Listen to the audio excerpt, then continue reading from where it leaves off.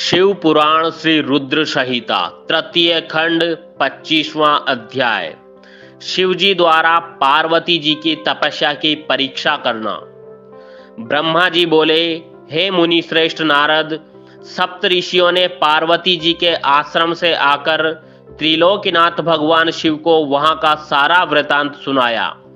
सप्त ऋषियों के अपने लोक चले जाने के पश्चात शिव जी ने देवी पार्वती की तपस्या की स्वयं परीक्षा लेने के बारे में सोचा। परीक्षा लेने के लिए महादेव जी ने एक तपस्वी का रूप धारण किया और उस स्थान की ओर चल दिए जहां पार्वती तपस्यारत थी। आश्रम में पहुंचकर उन्होंने देखा देवी पार्वती वेदी पर बैठी हुई थी और उनका मुखमंडल चंद्रमा की कला के समान तेजोदीप्त था। भगवान शिव ब्राह्मण देवता का रूप धारण करके उनके सम्मुख पहुंचे। ब्राह्मण देवता को आया देखकर पार्वती ने भक्ति पूर्वक उनका फल फूलों से पूजन सत्कार किया। पूजन के बाद देवी पार्वती ने ब्राह्मण देवता से पूछा, हे ब्राह्मण देव, आप कौन हैं और कहां से पधारे हैं? मुनीश्वर, आपके परम तेज से यह पूरा वन प्रकाशित हो रहा है।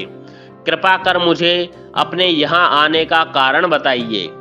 तब ब्राह्मण रूप धारण किए हुए महादेव जी बोले, मैं इच्छा अनुसार विचरने वाला ब्राह्मण हूँ। मेरा मन प्रभु के चरणों का ही ध्यान करता है। मेरी बुद्धि सदैव उन्हीं का स्मरण करती है। मैं दूसरों को सुखी करके खुश होता हूँ। देवी, मैं एक तपस्वी हूँ, पर आप कौन हैं? आप किसकी पुत्री है और इस समय इस निर्जन वन में क्या कर रही है? हे देवी, आप इस दुर्लभ और कठिन तपस्या से किसे प्रसन्न करना चाहती है? तपस्या या तो ऋषि मुनि करते हैं या फिर भगवान के चरणों में ध्यान लगाना वृद्धों का काम है।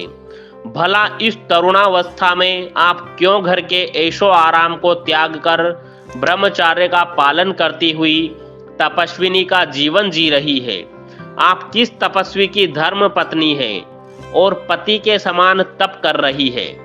हे देवी, अपने बारे में मुझे जानकारी दीजिए कि आपका क्या नाम है और आपके पिता का क्या नाम है। किस प्रकार आप तप के प्रति आसक्त हो गई?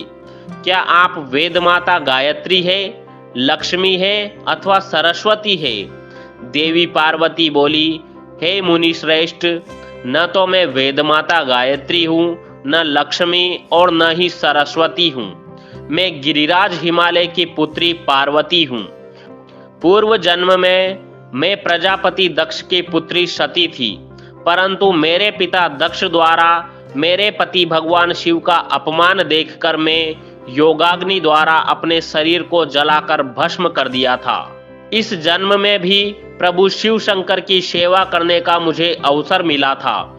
मैं नियम पूर्वक उनकी सेवा में व्यस्त थी, परंतु दुर्भाग्य से कामदेव के चलाए गए बाण के फलस्वरूप शिव जी को क्रोध आ गया और उन्होंने कामदेव को अपने क्रोध की अग्नि से भस्म कर दिया और वहां से उठकर चले गए। उनके इस प्रकार चले जाने से मैं पीड़ित होकर उनकी प्राप्ति का प्रयत्न करने हेतु तपस्या करने गंगा के तट पर चली आई हूँ। यहाँ मैं बहुत लंबे समय से कठोर तपस्या कर रही हूँ ताकि मैं शिव जी को पुनः पति रूप में प्राप्त कर सकूं, परंतु मैं ऐसा करने में सफल नहीं हो सकी हूँ। मैं अभी अग्नि में प्रवेश करने ही वाली थी कि आपको आया देखकर ठहर गई। अब आप जाइए, मैं अग्नि में प्रवेश करूंगी क्योंकि भगवान शिव ने मुझे स्वीकार नहीं किया है। ऐसा कहकर देवी पार्वती उन ब्राह्मण देवता के सामने ही अग्नि में समा गई। ब्राह्मण देव ने उन्हें ऐसा करने से बहुत रोका, परंतु देवी पार्वती ने उनकी एक भी बात नहीं सुनी और अग्नि में प्रवेश कर लिया। परंतु देवी पार्वती की तपस्या के प्रभाव के फलस्वरूप वह धधकती हुई अग्नि एकदम ठंडी हो गई। सहसा पार्वती आकाश में ऊपर की ओर उठने लगी।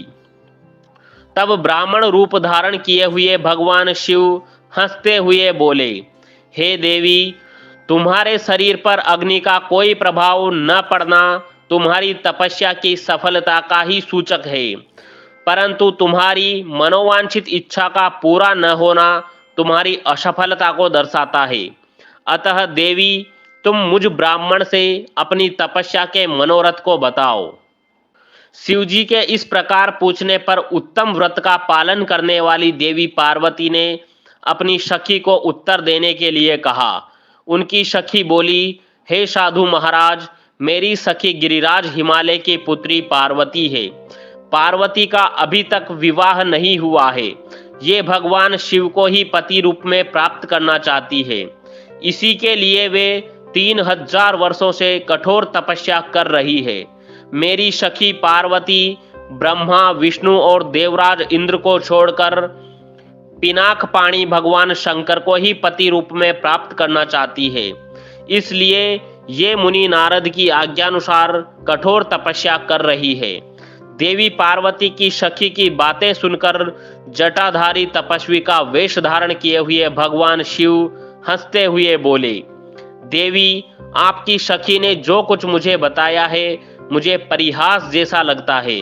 यदि फिर भी यही सत्य है तो पार्वती, आप स्वयं इस बात को स्वीकार करें और मुझसे इस बात को कहें। यह अध्याय यहीं समाप्त होता है। अगला अध्याय सुनने के लिए हमारे चैनल को सब्सक्राइब करना ना भूलें। धन्यवाद। ओम नमः शिवाय।